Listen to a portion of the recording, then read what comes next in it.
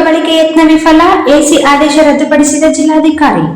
ನಗರದ ಗಂಜ್ ವೃತ್ತ ಸಮೀಪದ 89 ವರ್ಷಗಳ ಇತಿಹಾಸ ಹೊಂದಿರುವ ಗೋಶಾಲೆಗೆ ಸೇರಿದ 4 ಎಕರೆ 6 ಗುಂಟೆ ಜಮೀನನ್ನು ಕಬಳಿಸುವ ಯತ್ನಕ್ಕೆ ಜಿಲ್ಲಾಧಿಕಾರಿ ನಿತೀಶ್ ಅವರು ತಡೆ ಹಾಕಿದ್ದಾರೆ. ಅಂದಿನ ಸಹಾಯಕ ಆಯುಕ್ತರು ನೀಡಿದ್ದ ಆದೇಶವನ್ನು ರದ್ದುಪಡಿಸಿ ಭೂಮಿಯನ್ನು ಗೋಶಾಲೆ ಹೆಸರಿಗೆ ಮರು ನೋಂದಾಯಿಸಲು ಆದೇಶಿಸಿದ್ದಾರೆ. ನಗರದ ಪತ್ರಿಕಾ ಭವನದಲ್ಲಿ ಬುಧವಾರ ಸುದ್ದಿಗೋಷ್ಠಿಯಲ್ಲಿ ಮಾತನಾಡಿದ ಗೋ ರಕ್ಷಣಾ ಸಮಿತಿ ಮುಖಂಡ ಎಂ ವಿರೂಪಾಕ್ಷಿ, ಕಳೆದ 2.5 ವರ್ಷಗಳಿಂದ ಗೋಶಾಲೆ ಭೂಮಿ ಉಳಿಸಲು ನಡೆಸಿದ ಹೋರಾಟಕ್ಕೆ ನ್ಯಾಯ ದೊರೆತಿದೆ. ಗೋಪಾಲ್ ಸಿಂಗ್ ಎಂಬುವವರು ಭೂಮಿ ಕಬಳಿಸಲು ಯತ್ನಿಸಿದ್ದರು. 2023ರಲ್ಲಿ ಅಂದಿನ ಎಸಿ ರಜನಿಕಾಂತ್ ಚೌಹಾಣ್ ಅವರು ಅವರ ಪರವಾಗಿ ಆದೇಶ ನೀಡಿದ್ದರು ಎಂದು ಆರೋಪಿಸಿದರು. ಈ ಆದೇಶವನ್ನು ರದ್ದುಪಡಿಸಿದ ಡಿಸಿ ನಿತೀಶ್ ಕೆ ಅವರು ತಹಸೀಲ್ದಾರರಿಗೆ ಸೂಚನೆ ನೀಡಿ ಗೋಶಾಲೆ ಪಹಣಿಯಲ್ಲಿ 6/6 ಎಂದು ನಮೂದಿಸಿ 2 ದಿನಗಳಲ್ಲಿ ನೋಂದಣಿ ಪೂರ್ಣಗೊಳಿಸಲು ನಿರ್ದೇಶನ ನೀಡಿದ್ದಾರೆ ಎಂದು ಅವರು ತಿಳಿಸಿದರು. ಭೂಮಿಯಲ್ಲಿ ಅಕ್ರಮವಾಗಿ ನಿರ್ಮಿಸಿರುವ ಶೋರೂಮ್ ಮತ್ತು ವಾಣಿಜ್ಯ ಮಳಿಗೆಗಳನ್ನು ಮಹಾನಗರ ಪಾಲಿಕೆ ತಕ್ಷಣ ತೆರವುಗೊಳಿಸಬೇಕು. ಅನಧಿಕೃತ ವಿದ್ಯುತ್ ಸಂಪರ್ಕ ಪಡೆಯಲಾಗಿದೆ. ಈ ಬಗ್ಗೆ 80 ವರ್ಷಗಳ ದಾಖಲೆಗಳೊಂದಿಗೆ 7-8 ಬಾರಿ ಜಿಲ್ಲಾಧಿಕಾರಿಗೆ ಮನವಿ ಸಲ್ಲಿಸಿದ್ದೆವು ಎಂದರು. ಈ ಹಿಂದೆ ಇದರಲ್ಲಿ ಭಾಗಿಯಾದ ಸಹಾಯಕ ಆಯುಕ್ತರು ರಜನಿಕಾಂತ್ ಚೌಹಾಣ್ ಅವರ ಮೇಲೆ ಎಫ್ಐಆರ್ ದಾಖಲಿಸಬೇಕು ಎಂದು ಒತ್ತಾಯ ಮಾಡಿದರು. ಮಲಿಯಾಬಾದ್ ಗೋಶಾಲೆ ಭೂಮಿಯಲ್ಲೂ ಅಕ್ರಮ ನಡೆಯುತ್ತಿದೆ ಎಂದು ದೂರಿದ ವಿರೂಪಾಕ್ಷಿ, ನಿಜಾಮರ ಕಾಲದಲ್ಲಿ ಗೋಶಾಲೆಗೆ 1060 ಎಕರೆ ಮೀಸಲಿತ್ತು. ಆದರೆ ಈಗ 350ರಿಂದ 400 ಎಕರೆ ಭೂಮಿ ಕಬಳಿಕೆಯಾಗಿದೆ. ಇಲ್ಲಿ ಅನಧಿಕೃತ ಸ್ಟೋನ್ ಕ್ರಷರ್ಗಳು ಕಾರ್ಯನಿರ್ವಹಿಸುತ್ತಿವೆ. ಗೋಶಾಲೆ ಭೂಮಿ ಉಳಿವಿಗೆ ಹೋರಾಟ ಮುಂದುವರಿಯಲಿದೆ ಎಂದು ಹೇಳಿದರು. ಅಂದಿನ ಸಹಾಯಕ ಆಯುಕ್ತರ ವಿರುದ್ಧ ಎಫ್ಐಆರ್ ದಾಖಲಿಸಬೇಕು ಎಂದು ಅವರು ಒತ್ತಾಯಿಸಿದರು. ಸುದ್ದಿಗೋಷ್ಠಿಯಲ್ಲಿ ನರಸಪ್ಪ ಹಾಸ್ಕಿಯಾಳ್, ರಾಜೇಂದ್ರ ಕುಮಾರ್, ಕಿಶೋರ್ ಜೈನ್, ಪ್ರದೀಪ್ ಜೈನ್, ರಾಜು ಸೇರಿದಂತೆ ಹಲವರು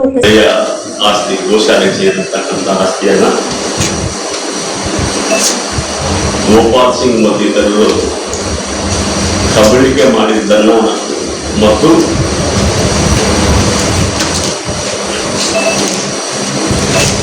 ಅಂದಿನ 2/2/2023ರಂದು ಸಹಾಯಕ ಆಯುಕ್ತರಾಗಿದ್ದಂಥ ಚವ್ಹಾಣ್ ಅವರು ಬಹಿರಂಗವಾಗಿ ಎಲ್ಲರಿಗೆ ಗೊತ್ತಿರ್ತಕ್ಕಂಥದ್ದು ದುಡ್ಡು ತಗೊಂಡು ಅವರ ಪರವಾಗಿ ಆದೇಶವನ್ನು ಮಾಡಿರ್ತಕ್ಕಂಥದ್ದು. ಈ ಹಿಂದೆ ಕೂಡ ಇದು 2ನೇ ಸಲ ಸಹಾಯಕ ಆಯುಕ್ತರು ಸರ್ಕಾರಿ ಒಂದು ಗೋಶಾಲೆಗೆ ಸೇರಿರ್ತಕ್ಕಂಥ 4 ಎಕರೆ ಭೂಮಿಯನ್ನ ಹಣ ಪಡೆದು ಗೋಶಾಲೆಗೆ ಮೋಸ ಮಾಡಿರ್ತಕ್ಕಂಥದ್ದು 2ನೇ ಸಲ. ಈಗಾಗಲೇ ಹಿಂದೆ ತುಷಾರ್ ಗಿರ್ನಾಥ್ ಅಂತೇಳಿ ಜಿಲ್ಲಾಧಿಕಾರಿಗಳಿದ್ರು. ಆದರೂ ಕೂಡ ಶಿವರಾಜ್ ಅಂತಕ್ಕಂಥ ಅಸಿಸ್ಟೆಂಟ್ ಕಮಿಷನರ್ ಸಹಾಯಕ ಆಯುಕ್ತರು ಕೂಡ ಇದೇ ರೀತಿಯನ್ನ ಆದೇಶ ಮಾಡಿದಾಗ ಅದನ್ನು ರದ್ದುಪಡಿಸಿ ಆಯುಕ್ತರ ಮೇಲೆ ಕಾನೂನು ಕ್ರಮ ಕೈಗೊಳ್ಳಬೇಕಂತಕ್ಕಂಥ ನಿಟ್ಟಿನಲ್ಲಿ ಆದೇಶವನ್ನು ಮಾಡಲು ವಿಚಾರಣೆ ಮಾಡಲಿಕ್ಕೆ ಕೂಡ ಆಯುಕ್ತರ ಮೇಲೆ ಇದು ಮಾಡಿದ್ರು. ಅದೇ ರೀತಿಯಲ್ಲಿ ಇವತ್ತು ಏನು 2/2/2023ರಂದು